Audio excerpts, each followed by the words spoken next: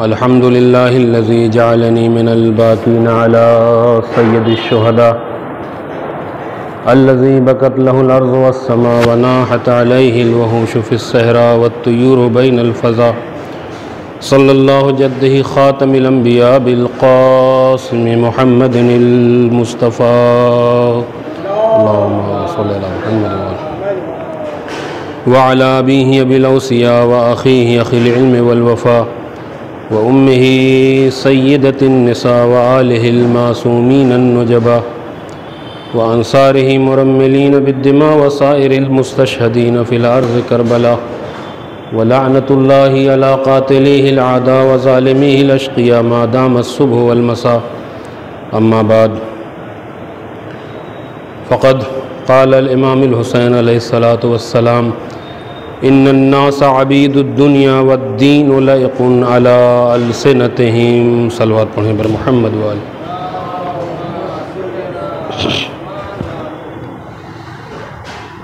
حضرات گرامی قدر،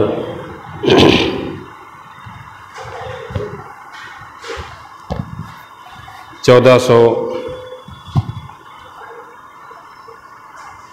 45 ہجری کے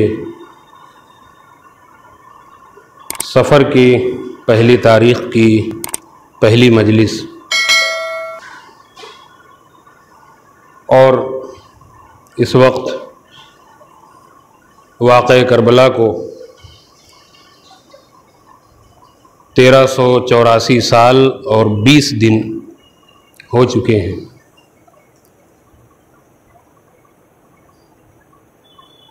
اور ہم اس زمانے میں بھی امام علیہ السلام کی فرش عزا بچھا رہے ہیں، مجلس کر رہے ہیں، ماتم کر رہے ہیں، گریوزاری کر رہے ہیں اور مختلف طرق سے ہم اپنے امام کو خراج عقیدت اور خراج تحسین پیش کر رہے ہیں. کربلا ظلم و استبداد، ناانصافی، بے عدالتی اور انسانی اقدار کی پامالی کے خلاف ایک قیام مسلسل کا نام ہے. اور جب بھی ایسے حالات پیدا ہوں گے کہ جیسے حالات امام کے زمانے میں تھے، کربلا وجود میں آئے گی. اور اسی لیے امام علیہ السلام نے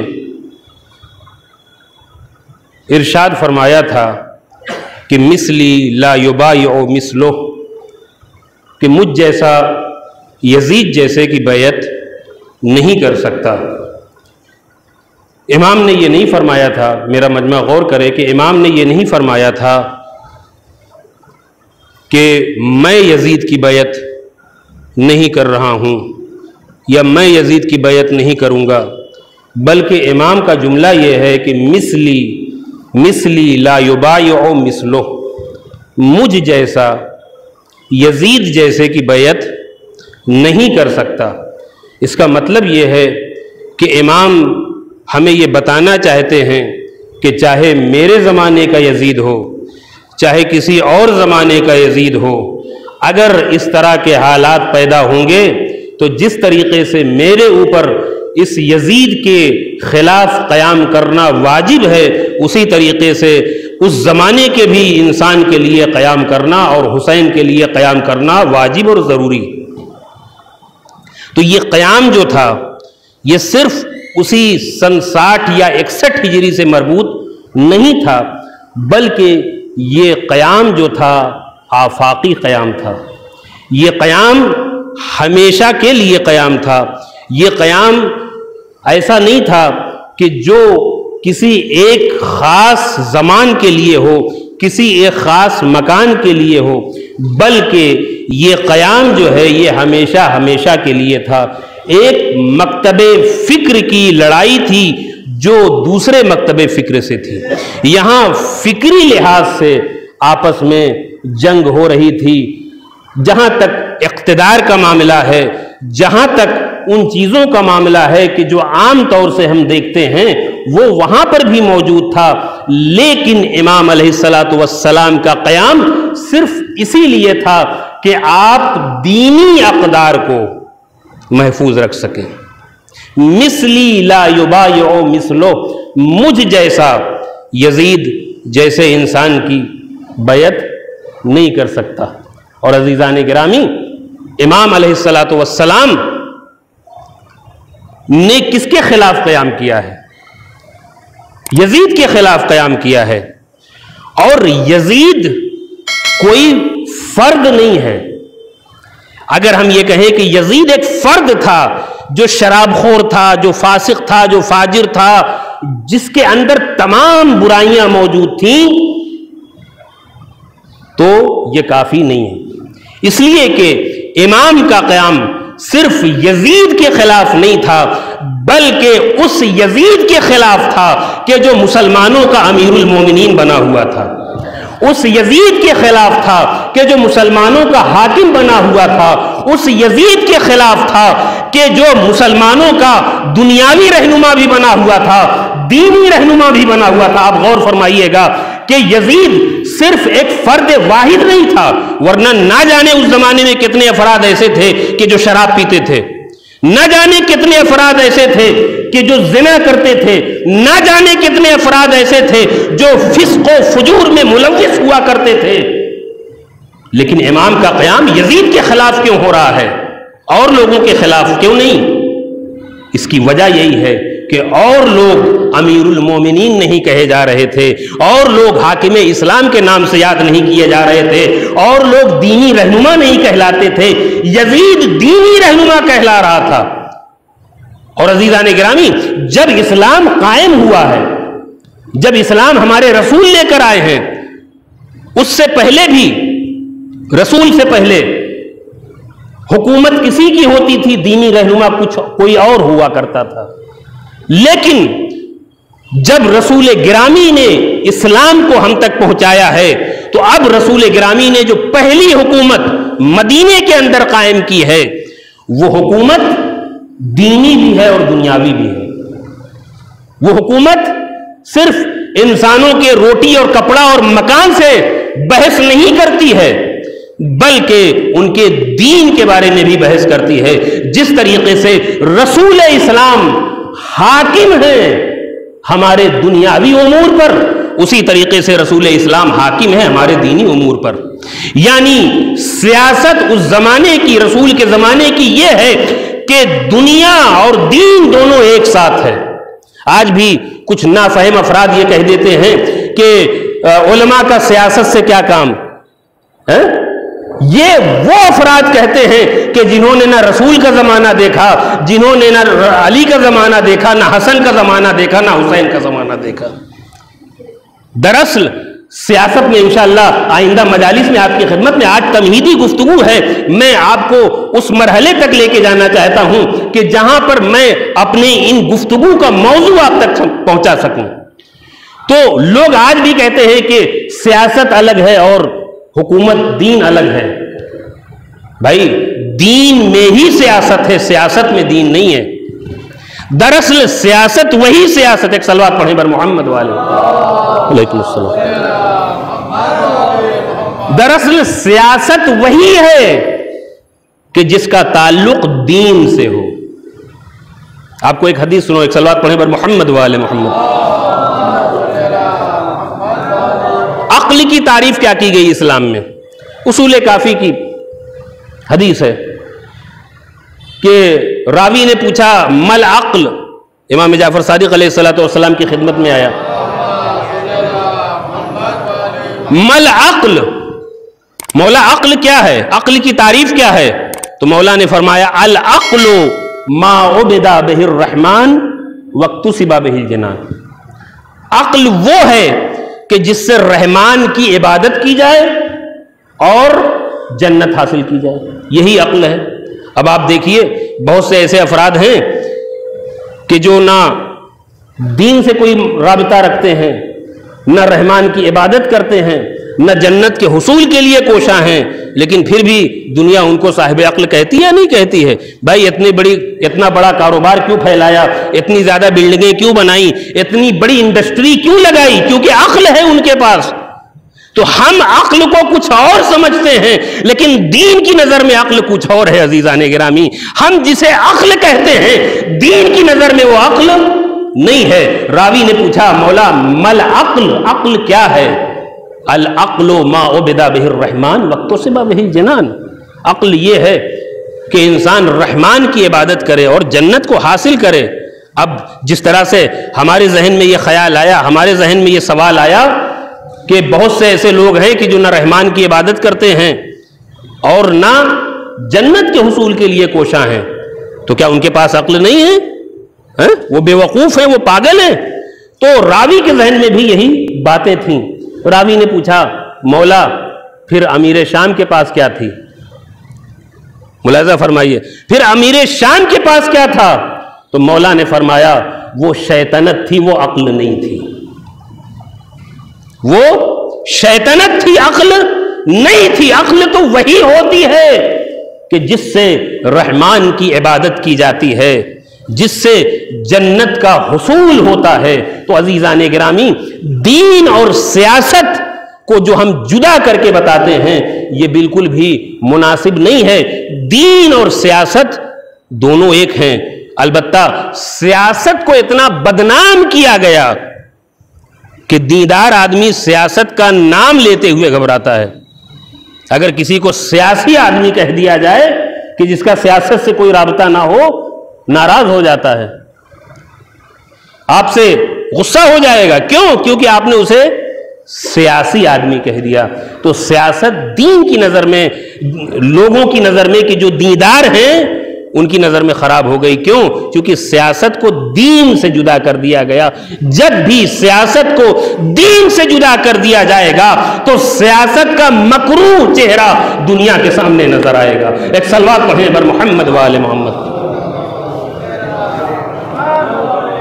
تو مولا نے ارشاد فرمایا کہ مثلی لا یبایع مثلہ، مجھ جیسا یزید جیسے کی بیعت نہیں کر سکتا ہے۔ اب یزید صرف فرد واحد نہیں ہے بلکہ لوگوں کا امیر المومنین بنا ہوا ہے، حاکم اسلام بنا ہوا ہے۔ وہی نماز کی بھی تشریح کرے گا، وہی روزے کی بھی تشریح کرے گا، وہی احکام اسلام بھی بیان کرے گا۔ تو اب آپ کی نظر میں یہ واضح ہو جائے گا کہ امام کا قیام کیوں تھا۔ اگر یزید صرف فرد واحد ہوتا تو اسلام کو خطرہ نہیں تھا، بلکہ یزید اس مسند خلافت پر بیٹھا ہے کہ جہاں پر وہ ذمہ دار دین بنا ہوا ہے، جہاں وہ دین کا ذمہ دار بنا ہوا ہے۔ اور یہی وجہ ہے کہ جب مروان بن حکم جب ولید کے دربار میں اپنے اس خبیث نقشے کو کامیاب ہوتا نہ دیکھا اس نے، کہ جو اس نے سوچ رکھا تھا کہ امام کی گردن مار دی جائے، امام کو شہید کر دیا جائے، دوسرے دن بازار میں امام کی خدمت میں آیا اور آنے کے بعد امام کا ہمدرد بن کے کہہ رہا ہے کہ میں آپ کو ایک مشورہ دینا چاہتا ہوں۔ امام نے کہا کیا مشورہ ہے؟ کیا مشورہ دینا چاہتا ہے؟ تو اس نے کہا کہ آپ یزید کی بیعت کر لیجئے۔ کس سے کہہ رہا ہے؟ کہ جو شب کے موقع امام یزید کی بیعت کو ٹھکرا چکے ہیں، امام سے کہہ رہا ہے کہ آپ یزید کی بیعت کر لیجئے۔ کیوں؟ اس لیے کہ اس میں آپ کے دنیا کی بھی بھلائی ہے اور دین کی بھی بھلائی ہے۔ اب امام کا جواب سنیے، امام نے جو صریحاً جواب دیا ہے مروان کو، وہ کیا فرمایا ہے؟ انا للہ و انا الیہ راجعون، علی الاسلام السلام اذا قد بلیت الامت برائن مثل یزید۔ کلمہ استرجا کہاں پر بیان کیا جاتا ہے؟ جہاں پر مصیبت پڑی ہو۔ ہم کب کہتے ہیں انا للہ؟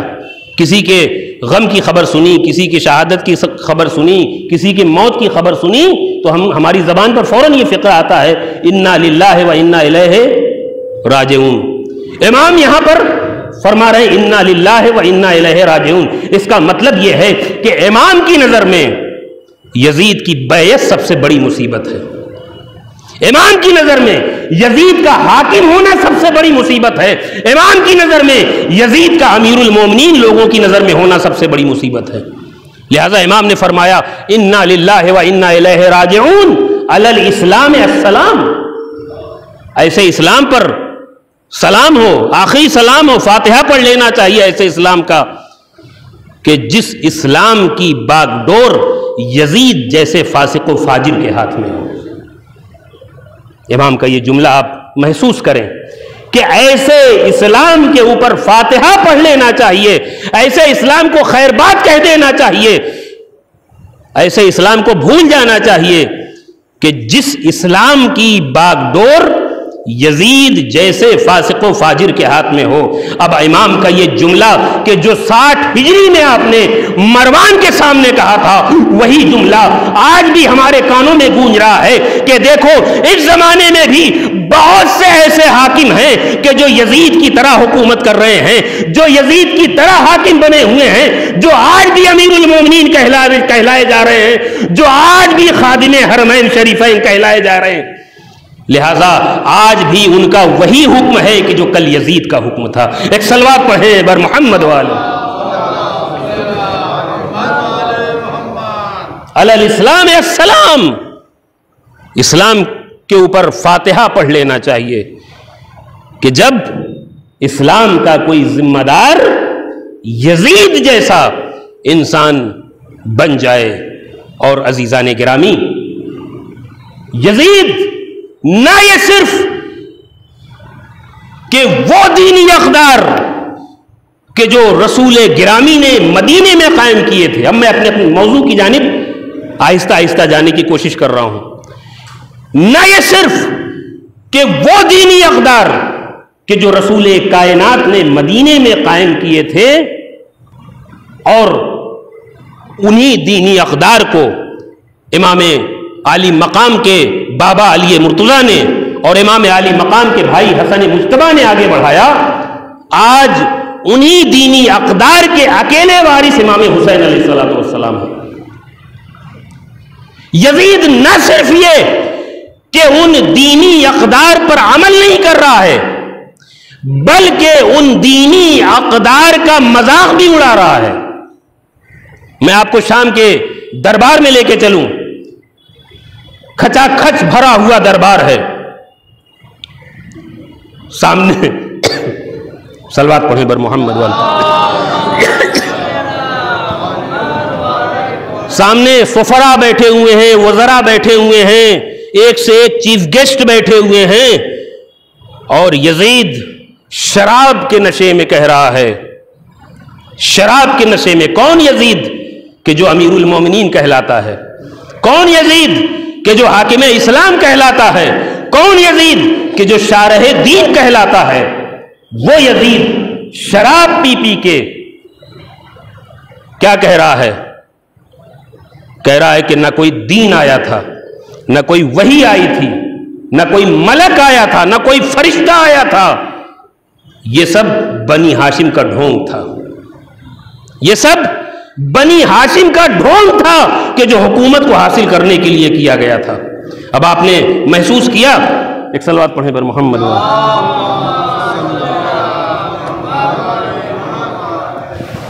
ایک اور صلوات پڑھیں پر محمد۔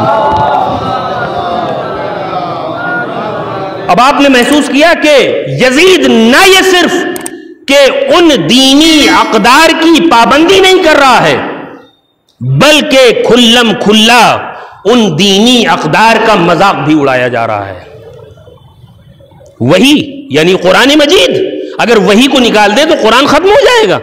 دین، رسول، ملک، فرشتہ، جبرائیل، یہ سب دین کا جزو لا ینفک ہے، یعنی اس کو دین سے جدا نہیں کیا جا سکتا۔ ایک ایسا انسان کہ جو اتنے ذمہ دار منصب پر بیٹھا ہوا ہے کہ جہاں پر لوگ اس کے عمل کو اسلام سمجھ رہے ہیں، ایسا انسان یہ پکار کے کہہ رہا ہے کہ نہ کوئی فرشتہ آیا، نہ کوئی وحی آئی، نہ کوئی دین آیا، یہ سب بنی ہاشم کا ڈھونگ تھا۔ اب آپ کو سمجھ میں آیا کہ امام نے قیام کیوں فرمایا؟ اب آپ کو احساس ہوا کہ یہ امام کا قیام کیوں تھا؟ امام نے بیعت کیوں نہیں کی؟ امام نے مدینے کو کیوں چھوڑا؟ انشاءاللہ آئندہ تقاریر میں اسی سلسلے میں میں آپ کی خدمت میں تفصیل کے ساتھ عرض کروں گا۔ تو امام کا یہ قیام نہ صرف یزید کے خلاف ہے بلکہ ان افکار کے بھی خلاف ہے کہ جو یزیدیت کی افکار ہیں۔ امام کا قیام اگر صرف سن 60 اور 61 ہجری سے مربوط ہوتا تو آج ہم مجلسیں نہ کرتے، آج ہم فرش عزا نہ بچھاتے، آج جگہ جگہ پہ جلوس ہائے عزا نہ نکلتے۔ آج بھی عزاداری کی جو مخالفت ہو رہی ہے اس کی وجہ یہی ہے کہ یہ عزاداری امام کے پیغام کو آگے بڑھا رہی ہے۔ لہذا وہ فکر کے مالک کہ جو یزیدی فکر کے مالک ہیں آج بھی عزاداری کی مخالفت کر رہے۔ کیوں؟ چونکہ یہ عزاداری ہمیں بتاتی ہے کہ امام نے قیام کیوں فرمایا، امام کس مکتب فکر کے لوگوں کے سامنے کھڑے ہوئے تھے۔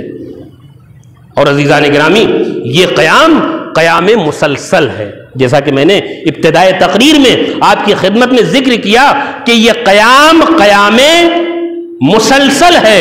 لہذا علامہ اقبال شاعر مشرق، مفکر اسلام کہتا ہے کہ ستیزہ کار رہا ہے ازل سے تا امروز، ستیزہ کار رہا ہے ازل سے تا امروز، چراغ مصطفی سے شرار بولہبی۔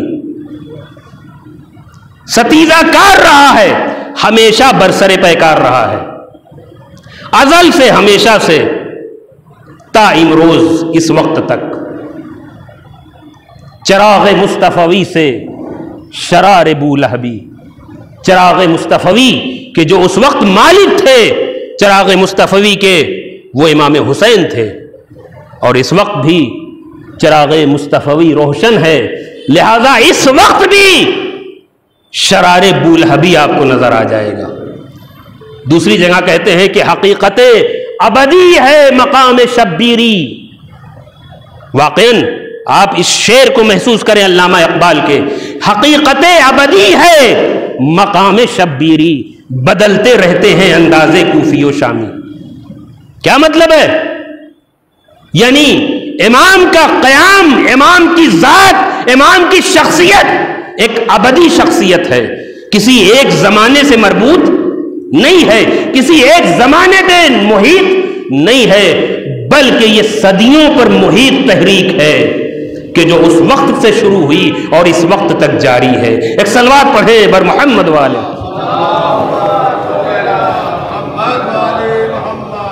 حقیقت ابدی ہے مقام شبیری، بدلتے رہتے ہیں انداز کوفی و شامی۔ ہو سکتا ہے کہ وہ چہرے جو پہلے رہے ہوں وہ چہرے نہ ہوں، لیکن انداز وہی ہے کہ جو کوفی اور شامیوں کا انداز تھا۔ ہو سکتا ہے کہ سامنے فرزند رسول نہ ہو، فرزند علی و فاطمہ نہ ہو، لیکن یہ نہیں ہو سکتا کہ حسین کی فکر کا کوئی مالک نہ ہو، یہ نہیں ہو سکتا کہ حسین کے قیام کا علم بردار کوئی موجود نہ ہو۔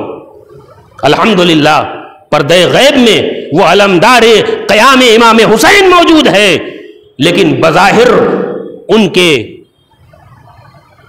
قدموں کی خاک کو بوسہ دینے والے وہ علماء بھی موجود ہیں کہ جو آج بھی یزیدیت کو للکار رہے ہیں، جو آج بھی یزیدیت کے سامنے آنکھوں میں آنکھیں ڈال کے کہہ رہے ہیں کہ کل حسین نے بھی بیعت سے انکار کیا تھا، آج ہم بھی حسین کے نقش قدم پر بیعت کا انکار کر رہے ہیں۔ ایک صلوات پڑھیں بر محمد والے۔ حقیقت ابدی ہے مقام شبیری، عزیزان گرامی، یہ تمہید جو میں نے آپ کی خدمت میں ذکر کی، یہ میں صرف اس لیے بیان کرنا چاہتا تھا تاکہ میری آئندہ کی تقریروں کا موضوع آپ کو سمجھ میں آ جائے۔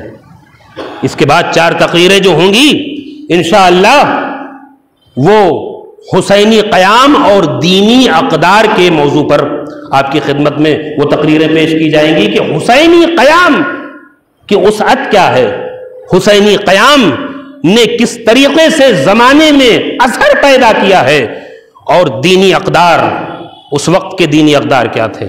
لہذا ان کو میں 3 حصوں میں تقسیم کرتا ہوں۔ امام کے زمانے سے پہلے، یعنی صدر اسلام کے زمانے سے آپ دیکھیں تو اس وقت دینی اقدار کی پامالی کا کیا حال تھا، یعنی امام رسول کے بعد فوراً بعد دینی اقدار کی پامالی اور اس کے اثرات و نتائج، پھر مولائے کائنات کے زمانے میں اور حسن مجتبیٰ کے زمانے میں اور اس کے اثرات و نتائج، اور پھر خود امام کے زمانے میں دینی اقدار کی پامالی کا کیا عالم تھا، اور اس زمانے میں اس کے اثرات اور نتائج کیا رونما ہو چکے تھے، اور آخر میں انشاءاللہ اگر وقت بچا تو امام کی شہادت کے بعد، امام کے قیام کے بعد، اس امام کے قیام کے جو اثرات رونما اور مرتب ہوئے وہ اثرات اور کیا تھے وہ بھی آپ کی خدمت میں پیش کروں گا۔ ایک صلوات پڑھیں پر محمد والے، ایک اور صلوات پڑھیں پر محمد والے۔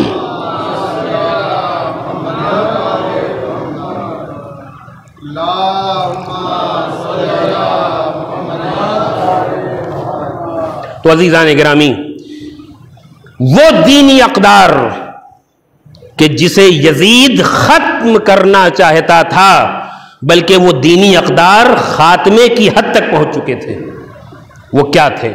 سب سے پہلے ہمیں یہ معلوم کرنا پڑے گا کہ وہ دینی اقدار کیا ہیں۔ دیکھیے، دین 2 چیزوں کا مجموعہ ہے، ایک اصول ہے، ایک فروع ہے۔ اصول دین اور فروع دین۔ اصول جیسے توحید، عدل، نبوت، امامت، قیامت، یہ آپ نے ہم نے بچپن میں پڑھا ہے۔ فروع دین نماز، روزہ، حج، زکوٰۃ، لامحدود، فروع دین یہ ہے۔ وہ انسان کے جو نماز نہیں پڑھتا اس کے باوجود بھی وہ مسلمان کہلاتا ہے یا نہیں کہلاتا؟ وہ انسان کے جو روزہ چھوڑ دیتا ہے اس کے باوجود بھی مسلمان کہلاتا ہے یا نہیں کہلاتا ہے؟ لیکن ایک ایسا انسان پیدا ہو جائے آپ کی بستی میں، ہماری بستی میں، کہ جو نہ صرف روزے کو چھوڑتا ہو بلکہ یہ کہتا ہو کہ روزہ کوئی چیز ہے ہی نہیں، ہم روزے کو مانتے ہی نہیں، تو ایسی صورت میں اسے کیا کہا جائے گا؟ کافر کہا جائے گا۔ یعنی ایک کافر وہ ہے کہ جو اللہ کو نہیں مانتا، جو رسول کو نہیں مانتا، جو توحید کو نہیں مانتا، جو عدل کو نہیں مانتا، جو نبوت کو نہیں مانتا، وہ کافر ہے۔ اور دوسرا کافر کون ہے؟ کہ جو ان اسلامی اقدار کا مذاق اڑائے اور ان اسلامی اقدار کا انکار کرے۔ یزید نے نہ صرف اصول دین بلکہ تمام اسلامی اقدار کا مذاق اڑایا تھا۔ اس وجہ سے امام علیہ الصلوۃ والسلام نے قیام فرمایا۔ اب ہمیں معلوم یہ کرنا ہے کہ وہ اقدار کہ جن کو امام زندہ کرنا چاہ رہے تھے وہ اقدار کیسے پامال ہوئے، وہ اقدار کہاں پر تھے اور کہاں پہنچ گئے۔ عزیزان گرامی، اگر ہم رسول کی تحریک کو دیکھیں تو واقعہ ذو العشیرہ پہلی تحریک ہے کہ جس میں باضابطہ طور پر رسول گرامی نے اسلام پہنچایا ہے۔ وانظر عشیرتک الاقربین، کہ آپ اپنے قریبی ترین رشتہ داروں کو دین پہنچائیے، انذار کیجئے، ڈرائیے۔ اور جب یہ آیت نازل ہوئی تو اس وقت رسول گرامی نے مولائے کائنات کو حکم دیا کہ اے علی، جا کر میرے قریب ترین رشتہ داروں کو، جو رسول کے رشتہ دار ہیں قریب ترین وہی علی کے بھی رشتہ دار ہیں، جا کے بلاؤ۔ لہذا مولا کائنات نے پہلی مجلس کا اہتمام کیا ہے جو اسلام کی پہلی مجلس ہے، اور اس پہلی مجلس میں تبرک کا بھی اہتمام ہوا ہے۔ ایسا نہ سمجھے کہ تبرک نہیں تھا، یہ جو تبرک ہے یہ بلا دلیل نہیں ہے، پہلی مجلس ہے، اور جس کا ذاکر کون ہے؟ رسول اکرم ہے۔ رسول اکرم، مجلس میں یہی ہوتا ہے نا، دین کا پیغام ہی تو پہنچایا جاتا ہے، رسول اور اللہ کی باتیں ہی تو کی جاتی ہے۔ لہٰذا جب یہ مجلس ہے تو وہ بھی مجلس ہے، وہ مجلس ہے تو یہ بھی مجلس ہے، اور اس میں تبرک کا اہتمام کیا گیا باقاعدہ۔ یہ تمام اہل سنت کی کتابوں میں درج ہے، کوئی بھی اہل سنت کا مورخ اور کوئی بھی رائٹر اس بات کا انکار نہیں کر سکتا کہ یہ واقعہ رونما نہیں ہوا تھا۔ البتہ چھپایا جاتا ہے، یہ اپنی مجبوریاں ہیں، کچھ تو مجبوریاں رہی ہوں گی، یہ کوئی بے وفا نہیں ہوتا، تو کچھ مجبوریاں ایسی ہیں کہ جن کی وجہ سے عالم اسلام کے علماء نے ان حقیقتوں کو چھپایا ہے کہ جس کی وجہ سے آج اسلام، آج مسلمان یہاں کھڑا ہوا ہے۔ اگر ان حقیقتوں کو نہ چھپایا گیا ہوتا تو آج ہمارا علم یہ نہ ہوتا۔ تو بہرحال مولا کائنات نے ان لوگوں کو بلایا، اور اس میں زیادہ تر رسول کے چچا تھے جو آنے والے تھے، ان کے گھر والے تھے، اور جب تمام لوگ اکٹھا ہو گئے اور اس کے بعد رسول گرامی نے اٹھنے کے بعد تقریر کرنا شروع کی کہ میں تمہارے لیے وہ چیز لے کر آیا ہوں کہ جیسی چیز مجھ سے پہلے کوئی نہیں لے کے آیا، جو تمہاری دنیا کے لیے بھی بھلائی ہے، تمہاری آخرت کے لیے بھی بھلائی ہے، وہ میں دین لے کر آیا ہوں۔ لیکن اسی وقت ابو لہب کھڑا ہوا اور اس نے رخنہ اندازی کی مجلس میں۔ آج بھی ہم دیکھ رہے ہیں کہ مجلسوں میں رخنہ اندازی کی جا رہی ہے۔ ایک صلوات پڑھیں بر محمد والے۔ آج بھی اگر کوئی مجلسوں میں رخنہ اندازی کرتا ہوا نظر آئے گا تو اس کا مقام بھی ابو لہب کے مقام کی طرح ہوگا۔ کل جب رسول دین بیان فرما رہے تھے تو اس وقت مجلس کو روکنے کی کوشش کی گئی، آج بھی اگر کہیں مجلس کو روکنے کی کوشش کی جائے گی تو وہ بھی اسی ابو لہبی فکر کا حامل قرار پائے گا، اور اس دن تقریر نہ ہو سکی، سب کے سب واپس چلے گئے۔ دوسرے دن پھر انتظام ہوا اور پھر سب کے سب واپس آئے اور پھر یہی کام کیا، اور اس نے کہا کہ دیکھو یہ تو جادوگر ہیں، انہوں نے تھوڑے سے کھانے کو زیادہ کر دیا۔ آج بھی تبرکات کے اوپر اعتراض ہوتا ہے، کل بھی اعتراض ہوا تھا، کل بھی جادوگر بتایا تھا، آج بھی کہا جاتا ہے کہ یہ قوم بہت فضول خرچی کرتی ہے، یہ قوم بہت زیادہ تبرکات تقسیم کرتی ہے، یہ قوم ایسی ہے ویسی ہے۔ تو عزیزان گرامی، اس طرح کے اعتراض سے کبھی گھبرانے کی ضرورت نہیں ہے، ہمیں دیکھنا ہوگا کہ ماضی میں کیا ہوا ہے۔ ماضی میں کل بھی ہمارے تبرکات کے اوپر اعتراض کیا گیا، آج بھی اعتراض کیا جائے گا، اور عزیزان گرامی اس کے بعد پھر مجلس کو برخاست کر دیا گیا، پھر بلایا گیا۔ اب کی جناب ابو طالب کھڑے ہو گئے، اور جناب ابو طالب نے کھڑے ہو کے ابو لہب کو ڈانٹا اور کہا اے میرے سید و سردار۔ کون کہہ رہا ہے یہ ابو طالب کہہ رہے ہیں کہ جس نے رسول کی پرورش کی ہے، رسول کی پرورش کرنے والا کہہ رہا ہے کہ اے میرے سید و سردار، آپ کھڑے ہو جائیے اور آپ کو جو بھی پیغام الہی سنانا ہو آپ اس پیغام کو سنا دیں، اور آپ جو کچھ کہیں گے وہ حقیقت پر مبنی ہوگا، جو کچھ بھی کہیں گے آپ سچ کہیں گے۔ اور اس کے بعد پھر رسول گرامی نے جناب ابو طالب کی مدد سے وہ مجلس مکمل کی، وہ مجلس کمپلیٹ ہوئی، اور اس کے بعد جب یہ پیغام سنا چکے تو رسول گرامی نے ارشاد فرمایا کہ کون ہے کہ جو اس کام میں میری مدد کرے گا، کون ہے کہ جو اس امر رسالت میں میری مدد کرے گا۔ مولا کائنات کھڑے ہو گئے یا سیدی میں ہوں، بٹھا دیا، پھر کھڑے ہو گئے، یا سیدی میں ہوں۔ عزیزان گرامی، یہ مدد کون مانگ رہا ہے؟ آج بھی یا علی مدد کہنے پہ اعتراض ہے یا نہیں؟ مدد کون مانگ رہا ہے؟ مدد مانگ رہے ہیں رسول۔ اور کیسا رسول؟ دیکھیے سورہ الحمد کب نازل ہوئی ہے؟ سورہ فاتحہ ایک بعثت میں، اور یہ واقعہ کب ہوا ہے؟ 3 بعثت میں۔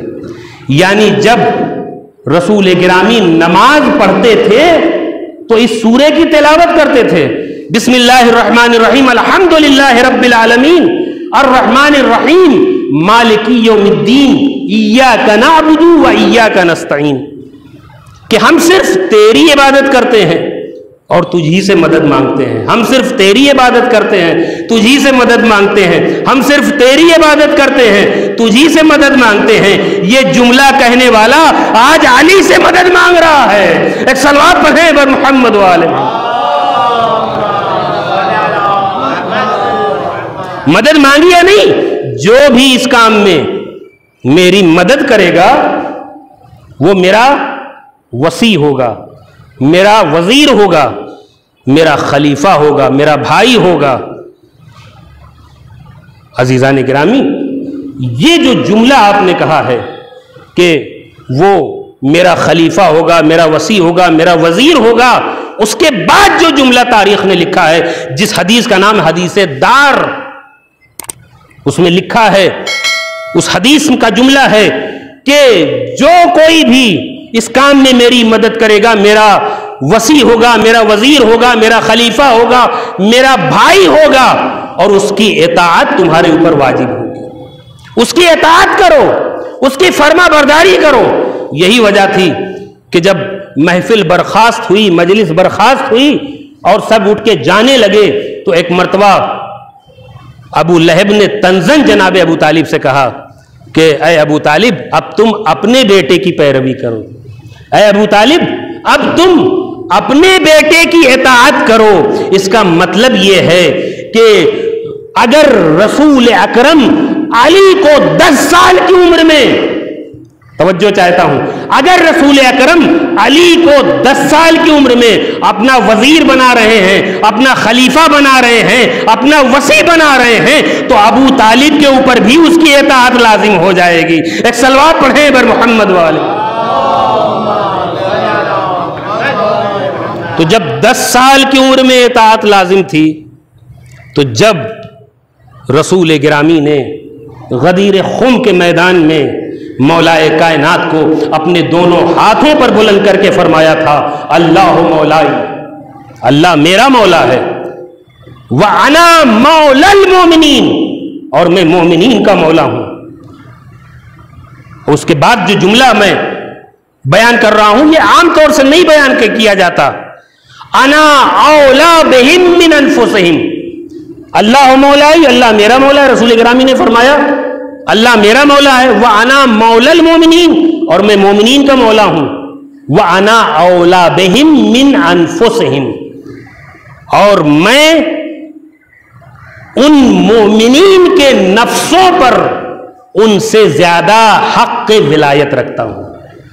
یہی ہے ولایت نا، میں ان مومنین کے نفسوں پر ان سے زیادہ حق ولایت رکھتا ہوں۔ اس کے بعد فرمایا من کنت مولاہ فہذا علی مولا۔ صلوات پڑھیں بر محمد وآلہ۔ صواعق محرقہ کہ جو شیعوں کی رد میں کتاب لکھی گئی ہے، انہوں نے ان تمام جملوں کو ہو بہو جو میں نے آپ کی خدمت میں ذکر کیا ہے، ابن حجر حیتمی نے، حیتم کے رہنے والے تھے، حیتمی نے یہ کتاب جب لکھی صواعق محرقہ، اس میں یہ حدیث بھی لکھی ہے کہ رسول نے یہ فرمایا کہ میں تمہارا مولا ہوں، میرا مولا اللہ ہے اور میں تمہارا مولا ہوں، اور من کنت مولا فہذا علی مولا، میں جس کا مولا ہوں اس کے یہ علی بھی مولا ہیں۔ تو اب یہاں پر اگر رسول یہ کہہ رہے ہیں کہ میں تمہارے نفسوں کے اوپر تم سے زیادہ اختیار رکھتا ہوں۔ تو اب جب رسول کے بعد علی مولا پائیں گے تو علی مولا قرار پائیں گے، تو علی بھی سب کے نفسوں پر اتنا ہی حق رکھیں گے جتنا رسول نفسوں پر حق رکھتے ہیں۔ تو عزیزان گرامی، یہ وہ واقعہ تھا کہ جس کا انکار کرنا تمام عالم اسلام کے لیے ناممکن تھا۔ حدیث غدیر، واقع غدیر ایک ایسا واقعہ ہے کہ جس کا انکار تو نہیں کیا جا سکا، لیکن اس میں تحریفات ضرور ہوئی، اس لیے کہ جب کوئی کسی کا مدلل جواب نہیں دے سکتا، یا تو اسے چھپانے کی کوشش کرتا ہے یا تو پھر اس کے ساتھ دشمنی کی جاتی ہے۔ یہی دو چیزیں ہم نے دیکھی ہیں، یا تو چھپا دیا جائے گا اور یا تو پھر دشمنی کی جائے گی۔ ہم نے دیکھا کہ فضائل علی کو چھپایا گیا اور علی والوں کے ساتھ دشمنی بھی کی گئی۔ جتنی زیادہ دشمنی آل محمد کے ساتھ روا رکھی گئی، اتنی زیادہ دشمنی کائنات میں کسی کے ساتھ نہیں ہوئی۔ یہ کیوں ہوا؟ چونکہ حقیقت اتنا ظاہر ہو چکی تھی کہ اس کا انکار کرنا ناممکن تھا۔ علم الہدا سید مرتضیٰ نے فرمایا کہ حدیث غدیر کا انکار کرنا، واقع غدیر کا انکار کرنا، گویا چاند، سورج اور ستاروں کا انکار کرنا ہے۔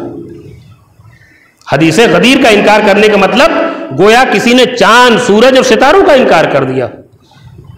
علامہ مقبلی نے کہا کہ اگر دین اسلام میں حدیث غدیر معتبر نہ ہوئی تو دین کی کوئی بھی بات معتبر نہ ہو سکے گی۔ اگر حدیث غدیر کو نکال دیں اور اس کو معتبر نہ سمجھیں تو دین کی کوئی بھی بات معتبر نہیں ہے، اس لیے کہ اس حدیث کے جتنے راوی ہیں اتنے راوی کسی حدیث کے نہیں ہیں۔ اس حدیث کو جتنے طرق سے روایت کیا گیا ہے، کسی حدیث کو اتنے طرق اور اتنے طریقوں سے روایت نہیں کیا گیا ہے۔ علامہ امینی رضوان اللہ تعالی علیہ نے اپنی کتاب الغدیر میں 110 جلیل القدر صحابہ کو نقل کیا ہے کہ جنہوں نے حدیث غدیر نقل کی ہے۔ 110 جلیل القدر صحابہ کہ جس میں امہات المومنین بھی ہیں، جس میں خلفائے ثلاثہ بھی ہیں، جس میں سلمان و ابو ذر و مقداد بھی ہیں، جس میں ابن عباس بھی ہیں، جس میں سعد بن وقاص بھی ہیں، جس میں اور تمام جلیل القدر صحابہ کے جن کو مسلمان معتبر سمجھتا ہے، ان تمام لوگوں نے حدیث غدیر کو نقل کیا ہے۔ لیکن یہ امت کی بدقسمتی تھی۔ یہ پہلا انحراف، میں اپنے موضوع سے ہٹا نہیں ہوں، یہ پہلا انحراف ہے کہ جو امام حسین کے زمانے سے پہلے ہوا ہے، کہ وہ حدیث کہ جو بالکل واضح تھی، وہ حدیث کہ جو 1,20,000 کے مجمع میں بیان کی گئی تھی یا اس سے زیادہ کبھی مجمع بیان کیا گیا ہے، اس حدیث کو بھلا دیا گیا۔ وہ واقعہ کہ جو چلچلاتی ہوئی دھوپ میں ہوا تھا، اس واقعے کو بھلا دیا گیا، اور اس واقعے کا انداز یہ تھا کہ جب وہ آیت نازل ہوئی کہ اے حبیب یا ایھا الرسول بلغ ما انزل الیک من ربک، آپ اس حکم کو پہنچا دیجئے کہ جو آپ کے پروردگار کی جانب سے آپ کو حکم دیا جا چکا ہے۔ تو رسول گرامی نے ایسے مقام پر قافلہ کو روکا کہ جس مقام پر کبھی قافلے نہیں روکے جاتے تھے، جہاں پر نہ کوئی سائے کا انتظام تھا، نہ کوئی پانی کا انتظام تھا، ایسے مقام پر قافلہ روکا گیا، اور اس کے بعد حکم دیا کہ جو لوگ آگے بڑھ گئے ہوں ان کو پیچھے لایا جائے، اور جو پیچھے رہ گئے ہیں ان کا انتظار کیا جائے۔ عزیزان گرامی، میں یہاں پر آپ کی خدمت میں ایک جملہ عرض کرنا چاہتا ہوں کہ ہمارا مکتب، ہمارا مذہب جعفریہ جو ہے، مذہب امامیہ جو ہے، الامر بین الامرین، نہ افراط ہے نہ تفریط ہے۔ آج ہم اسی چیز کے شکار ہو رہے ہیں، معاشرے میں یا افراط ہو جا رہی ہے یا تفریط ہو جا رہی ہے، یا عزاداری کو ایسے مقام پر لے جایا جاتا ہے کہ جہاں پر کوئی عقل قبول نہ کرے، یا عزاداری کو نیچے لانے کی کوشش کی جاتی، یا افراط یا تفریط. لیکن مذہب امامیہ کون سا مذہب ہے؟ الامر بین الامرین، بیچ کا راستہ ہے. یہی راستہ رسول گرامی نے غدیر خم میں بھی بیان کیا تھا کہ جو آگے بڑھ گئے تھے ان کو پیچھے بلایا، جو پیچھے رہ گئے تھے ان کا انتظار کیا گیا. گویا رسول اکرم نے یہ بتا دیا کہ ولایت علی اس نقطۂ اتحاد کا نام ہے کہ جہاں سے آگے بڑھ جانے والا بھی ہلاک ہو جاتا ہے، پیچھے رہ جانے والا بھی ہلاک ہو جاتا ہے. ایک صلوات پڑھیں بر محمد والے.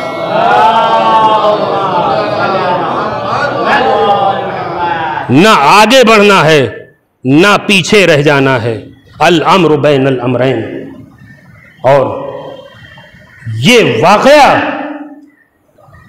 ایسا تھا کہ جسے انکار نہیں کیا جا سکتا، لیکن تعویلیں کی گئی کہ مولا کے معنی یہ ہیں، مولا کے معنی دوست کے ہیں، اور مولا کے معنی یہ ہیں اور یہ ہیں. یہ اصل واقعے سے انکار نہیں کیا جا سکا، اور جس کے نتیجے میں ثقیفہ رونما ہوئی. انشاءاللہ کل کی مجلس میں میں ان انحرافات کی طرف آپ کی توجہات کو مبذول کراؤں گا کہ جن انحرافات کی وجہ سے کربلا کا واقعہ رونما ہوا، جن انحرافات کی وجہ سے امام حسین کو قتل کیا گیا. کربلا کا واقعہ بھی ختم کر دیا گیا ہوتا، کربلا کا پیغام بھی ہماری نگاہوں سے اجھل کر دیا جاتا، ہمارے دلوں سے محو کر دیا جاتا، اگر اتنا زور ہمارے ائمہ اطہار نے نہ دیا ہوتا. جس عزاداری کو آج ہم 2023 میں کر رہے ہیں، وہ عزاداری امام کے شہادت کے فوراً بعد شروع ہو چکی تھی. پہلی مجلس جناب زینب کبریٰ نے یزید کے دربار میں منعقد کی تھی. یہ مجلس کیوں منعقد کی گئی؟ یہ اسی لیے منعقد کی گئی کہ اگر حسین کا پیغام پہنچانا ہے تو ظالم کے دربار سے ہی اس کی شروعات کرنی پڑے گی. دراصل یہ عزاداری سب سے زیادہ ظالموں کو نقصان پہنچاتی ہے. اب یہی عزاداری کی روح ہے جو میں آپ کی خدمت میں بیان کرنا چاہتا ہوں. اگر عزاداری کی روح ختم کر دی جائے تو اس عزاداری کا کوئی فائدہ نہیں ہے. عزاداری ہمیں حق کی جانب گامزن کرے گی، ہمیں باطل سے ٹکرانے کا حوصلہ دے گی. اگر ایسی عزاداری ہو کہ ہم باطل کو بھی دیکھ کے خاموش رہ جائیں اور حق کا سپورٹ نہ کر پائیں تو ایسی عزاداری ہماری نظر میں تو عزاداری ہو سکتی ہے، حسین کی نظر میں عزاداری نہیں. مولا نے کیا فرمایا؟ الا ترون ان الحق لا يعمل به وان الباطل لا يتناهى عنه. کیا تم دیکھ نہیں رہے ہو کہ حق کے اوپر عمل نہیں کیا جا رہا ہے، باطل سے روکا نہیں جا رہا ہے؟ کیا تم دیکھ نہیں رہے ہو؟ مولا جھنجھوڑنا چاہتے ہیں کہ ایک حسین کا ماننے والا اگر یہ دیکھ کر بھی خاموش رہ جائے کہ فلاں جگہ غلط ہو رہا ہے، ہم سے کیا مطلب؟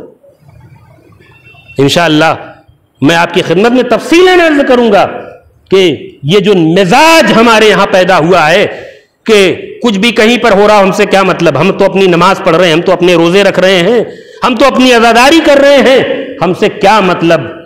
یہ حسینیت کا پیغام نہیں ہے. ہم سے کیا مطلب، یہ حسینیت کا پیغام نہیں ہے.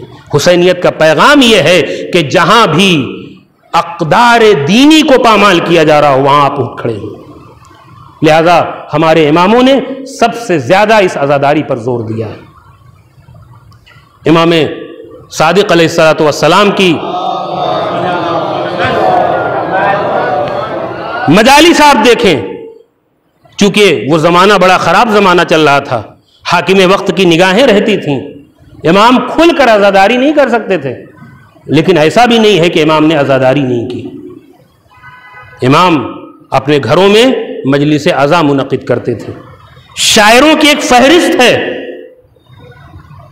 ابو ہارون، کمیت، یہ تمام شعرا ہیں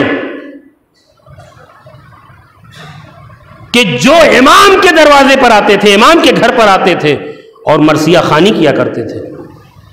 امام باقاعدہ مجالس کا اہتمام کیا کرتے تھے۔ راوی نے کہا کہ میں اپنے مولا اور آقا چھٹے سرکار کی خدمت میں پہنچا تو میں نے دیکھا کہ امام کی آنکھوں سے اشک جاری ہیں، موتیوں کی لڑی کی طرح آپ کے چہرے سے اشک نکل رہے ہیں۔ میں نے پوچھا مولا آپ کیوں گریا کر رہے ہیں، آپ کیوں رو رہے ہیں؟ تو ایک مرتبہ مولا نے فرمایا کیا تمہیں پتا نہیں ہے، کیا تمہیں پتا نہیں ہے؟ ارے آج ہی کا دن تو تھا کہ جس دن کربلا کے میدان میں ہمارے جد کو بھوکا اور پیاسا شہید کر دیا گیا۔ امام نے فرمایا کیا تم کچھ شعر کہہ لیتے ہو؟ کہا ہاں آقا، میں نے آپ کے جد کے لیے مرثیہ کہا ہے۔ امام نے اہتمام کیا، امام نے تمام مردوں کو آواز دی کہ آ کے بیٹھو، میرے جد کا مرثیہ سنایا جائے گا۔ اور گھر میں تھے، آپ نے ایک طرف پردہ کھنچوایا کہ دوسری طرف عورتیں خواتین بیٹھ جائیں۔ اب امام نے آواز دی کہ ہاں اب میرے جد کا مرثیہ پڑھو۔ عزیزو کیا اہتمام کیا ہے امام نے، اب میرے جد کا مرثیہ پڑھو۔ اب جب مرثیہ شروع ہوا تو ایک مرتبہ عزیزان گرامی راوی کہتا ہے کہ امام زار و خطار رو رہے ہیں۔ صرف امام نہیں رو رہے ہیں، امام کون ہیں؟ جو وارث ازا ہے، وارث حسین ہے۔ اگر ان کی خدمت میں امام کا ذکر کیا جائے گا، امام کے مصائب بیان کیے جائیں گے تو کس کی آنکھیں اشکبار نہ ہوں گی؟ خود امام بھی رو رہے ہیں، امام کے چاہنے والے بھی رو رہے ہیں، یہاں تک کہ وہ خواتین کہ جو پردے کے پیچھے بیٹھی ہوئی ہیں ان کے بھی رونے کی آوازیں آ رہی ہیں۔ اسی اسنا میں ایک کنیز ان خواتین، غالباً اس وقت جناب علی اصغر کا مصائب بیان ہو رہا تھا، ان خواتین میں سے ایک کنیز نمودار ہوئی کہ جس کے ہاتھ میں ایک شیرخوار بچہ تھا۔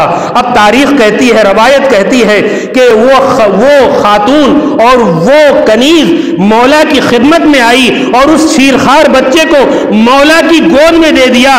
راوی کہتا ہے کہ ابھی امام زار و خطار رو رہے تھے، لیکن جیسے ہی اس شیرخوار بچے پر نظر پڑی، امام کا گریہ اور زیادہ بڑھ گیا، امام اور زیادہ رونے لگے۔ کیوں نہ روئے؟ اس لیے کہ جب امام نے اس شیرخوار کو دیکھا ہوگا تو علی اصغر بھی یاد آیا ہوگا کہ جو اپنے ہاتھوں پر، جو اپنے بابا کے ہاتھوں پر منقلب ہو گیا تھا۔ جزاکم ربکم خیر الجزا۔ ہاں امام نے اس طریقے سے عزاداری کی ہے، اور خود ہمارے مولا اور آقا سید سجاد 35 سال تک اپنے بابا پر روتے رہے۔ کس انداز سے روئے؟ کھانا آتا تھا تو روتے تھے، پانی آتا تھا تو گریا کرتے تھے، وضو کا پانی آتا تھا تو گریا کرتے تھے، کسی ذبیحے کو دیکھتے تھے تو پوچھتے تھے اے بھائی کیا تو نے اسے پانی پلا دیا ہے؟ کہتا تھا مولا جب تک ہم اسے پانی نہ پلا لیں تب تک ہم اسے ذبح نہیں کرتے۔ ایک مرتبہ کربلا کا رخ کرتے تھے، ہائے بابا آپ کو ایک قطرہ پانی بھی نہ دیا گیا۔ آنے والے نے پوچھا مولا کب تک روتے رہیں گے، مولا کب تک گریا کرتے رہیں گے؟ مولا اب آپ گریہ نہ کریں۔ ایک مرتبہ مولا نے کہا کہ بھیا تو نے میرے ساتھ انصاف نہیں کیا۔ کہا کیوں؟ کہا ارے یوسف ایک ایسا تھا کہ جس کے لیے یعقوب اتنا روئے کہ یعقوب کی آنکھوں کی بینائی رخصت ہو گئی۔ ارے میرے سامنے تو میرے 18 یوسف، میں کیوں کر نہ روؤں، میں کیوں کر گریہ نہ کروں؟ ایک مرتبہ کہنے والے نے کہا مولا شہادت تو آپ کے گھر کی میراث ہے، آپ کب تک روتے رہیں گے؟ اتنا سننا تھا کہ امام کا گریہ اور بڑھ گیا۔ امام نے فرمایا اے بھائی تو نے انصاف نہیں کیا، یہ سچ کہا کہ شہادت ہمارے گھر کی میراث ہے، لیکن کیا یہ بھی میراث ہے کہ ہماری مائیں بہنیں بلوے عام میں، شام و کوفہ کے بازار میں، شام و کوفہ کے دربار میں سر پر ننگے پھرائی جا رہی ہو، اور میں اپنی ماں بہنوں کو انہی آنکھوں سے دیکھ رہا ہوں۔ اسی لیے میرا آقا تا زندگی کہتا رہا الشام الشام الشام، وَسَيَعْلَمُ الَّذِينَ ظَلَمُوا أَيَّ مُنقَلِبٍ يَنقَلِبُونَ۔